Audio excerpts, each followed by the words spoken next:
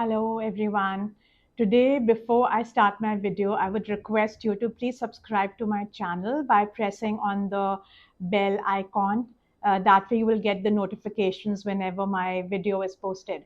So today my video is really based on the feedback that I've received from many of you, and the one question that I've got from many of you is that we do a calorie count, we do exercise, but why is it my weight is not under control and I'm not able to have a significant weight loss? And what is it that I'm doing wrong?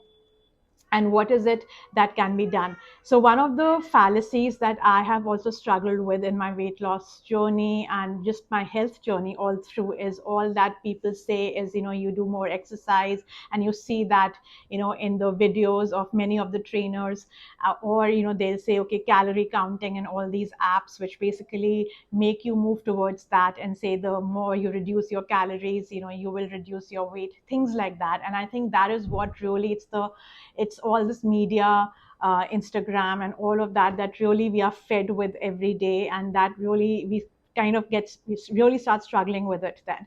So one thing that I've realized is one simple thing we always have to keep in mind is the fact that we are not getting fat because we are eating more, but the fact that we are eating wrong, and that is why things are going wrong for us.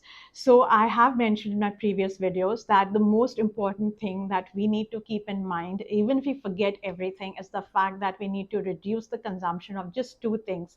One is the processed carbohydrates, or the very simple carbohydrates, the processed refined carbohydrates, and the sugary drinks. If we can reduce the consumption of that, we will see a huge change in the way that our fat is controlled in our body. And I'll tell you why. Because the simple thing is that the moment we have these things, they are digested very fast by our body, because the glycemic index of these things is very high, because of which our pancreas secretes a lot of insulin to manage that.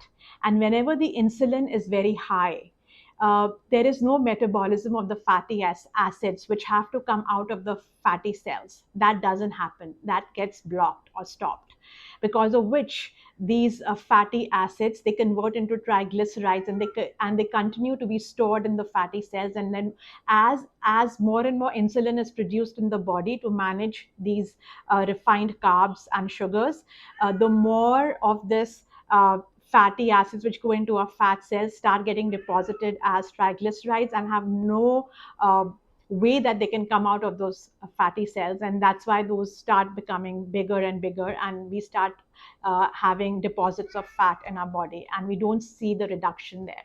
So it's extremely important to be insulin deficient, to have low spikes of insulin. And the only way that we can achieve that is by removing the refined processed carbohydrates and the sugary drinks from our body.